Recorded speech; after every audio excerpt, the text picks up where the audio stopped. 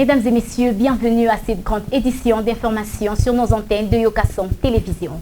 Le président de la République démocratique du Congo, Félix-Antoine Tshisekedi Tshilombo, séjourne depuis ce dimanche 16 mai 2021 à Paris, la capitale française, pour participer au sommet international sur les financements des économies africaines du 17 au 18 mai 2021. L'objectif de cette rencontre est de soutenir les économies africaines touchées par la pandémie de la Covid-19. Parlons à présent de la journée nationale en République démocratique du Congo. Le 17 mai de chaque année est une journée chômée et payée en RDC. Cette journée est dédiée aux forces armées de la RDC. Pour ce faire, Kapongo Kiss en profite pour soutenir nos vaillants soldats engagés dans la guerre à l'est de la République démocratique du Congo. Il est au micro de Béar Kabea. C'est ça notre joie de fêter la journée d'aujourd'hui, le 17 mai, comme la victoire de notre FARDC. Je le souhaite de victoire en victoire, Dieu va le bénir.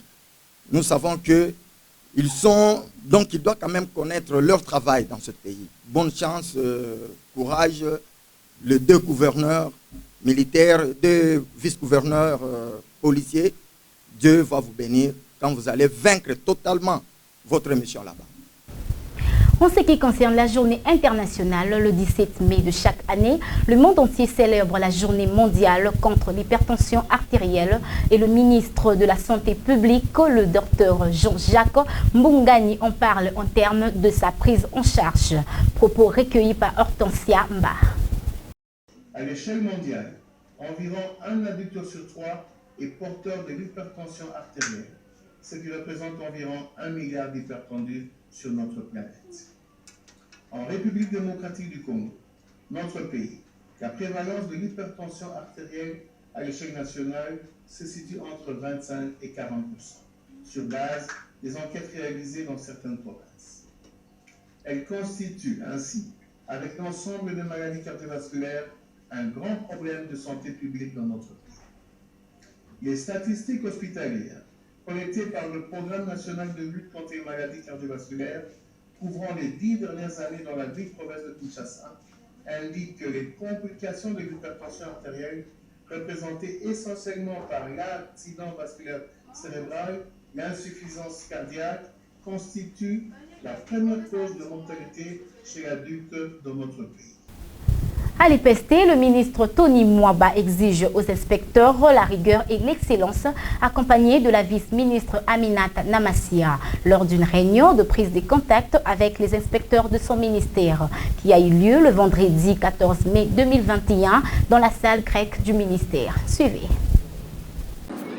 Le patron de l'enseignement primaire, secondaire et technique, le professeur Tony Mwaba Kazadi, a tenu à mobiliser les inspecteurs généraux de l'EPST le vendredi 14 mai 2021 dans la salle grecque de son ministère, de manière à les emmener à comprendre qu'ils ont un rôle important à jouer dans sa démarche qui se focalise sur le redressement des centres sous-secteurs et sur la consolidation de la gratuité de l'enseignement. Puisque j'ai dit que vous êtes les bras séculiers du ministre de l'EPST, je ne peux pas espérer accomplir mon agenda, atteindre les objectifs qui m'ont été assignés si je ne m'appuie pas sur vous. Je voudrais peut-être aujourd'hui, à la suite de ces échanges, vous sensibiliser, vous mobiliser en dernière minute. Je sais que beaucoup aujourd'hui sont au soir de leur carrière. On peut peut-être ne pas compter sur la vigueur de la jeunesse, mais nous pouvons nous appuyer sur votre expérience. Le gardien de la gratuité a ensuite appelé le corps des inspecteurs à s'engager dans sa politique de rupture avec le passé pour redonner au ministère de l'EPST ses lettres de noblesse, et ces inspecteurs ont compris qu'ils doivent adhérer à cette nouvelle vision pour donner le meilleur d'eux-mêmes. Changement dans la rupture avec les antivaleurs du passé. L'inspecteur doit retrouver ses lettres de noblesse. Vous avez été élève, vous avez été étudiant, vous avez connu les inspecteurs. Quand on dit un inspecteur vient chez vous, vous voyez comment l'enseignant, combien les élèves se préparaient avec beaucoup de sérieux à le recevoir, à mériter la cote TB ou élite de l'inspecteur. Par ailleurs, le ministre de l'EPST a aussi fait remarquer que l'inspection générale a un personnel vieillissant, invite ainsi cette catégorie d'inspecteurs à s'impliquer partant de leur expérience pour redresser le sous-secteur de l'EPST avant d'être conduits dignement à leur retraite. La population de Matadi a réservé un accueil très chaleureux au président fédéral de l'IDPS de Matadi, Dominique Nkodia Mbete, après le séjour passé à Kinshasa. Reportage de Christian Libengue. L'ambiance était au rendez-vous le lundi dernier à Matadi. Le retour du président fédéral de l'UDPS, Dominique Nkodia Mbete, appelé affectueusement Kouraya Inga, après quelques jours passés dans la capitale de Kinshasa, pour la réception des motos promis par la hiérarchie du parti après la suite et fin de la redynamisation et installation du nouveau comité fédéral dans la province du Congo central.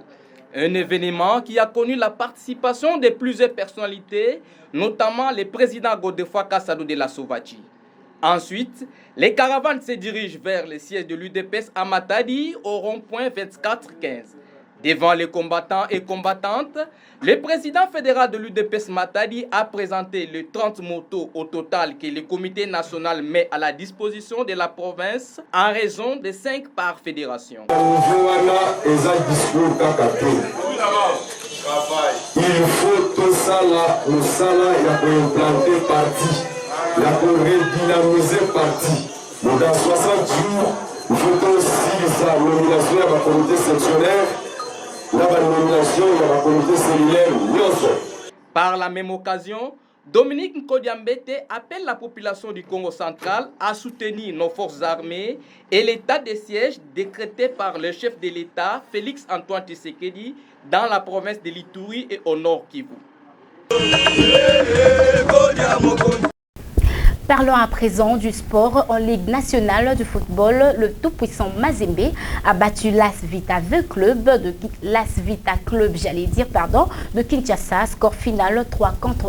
Le match s'est joué ce dimanche 16 mai 2021 à Lubumbashi. Plus de détails avec Obed Luaba.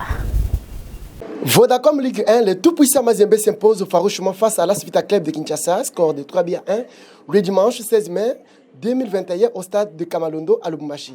Une victoire historique prônée par les hommes de Pamphile Miayo Kazembe. Rappelons que le premier but réalisé par Pascal Ambarga à la 7e minute de jeu a troublé les hommes de Flora Ibengui. Sans tarder, cette fois-ci, c'est Ocheya qui a déposé un corner sur la tête de Bossou pour un deuxième but en faveur des Corbeaux. Ainsi, la continuité de tout-puissant Mazembe de s'imposer 3-1 a poussé ces derniers jusqu'à la fin de la rencontre. Désormais, les hommes de Pamphile Miayo occupent ainsi à la tête de la compétition avec 63 points. Retenez que c'est dimanche plein d'ambiance au stade de Mazembe où nos regards ont été fixés à la présidente Bertine Kaza de l'AS Vita Club et Karine Katumbi qui ont pris part à cette confrontation. Les Moscovites de Kinshasa ont réduit un score à 1-0 grâce à Glody Lilepo Maccabi, l'attaquant farouche. Rappelons que Mazembe premier dans les championnats congolais. Et les Verts Noirs récupèrent ainsi à la deuxième place. Toujours dans l'ambiance sportive, l'international congolais Gaël Kakout réalise à son histoire le prix Marc Vivier-Fao dans les championnats français.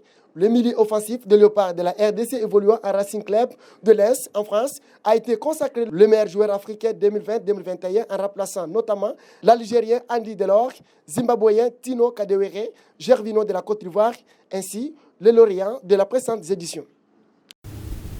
Mesdames et messieurs, merci pour votre attention. C'est par cette note que se boucle le journal d'aujourd'hui.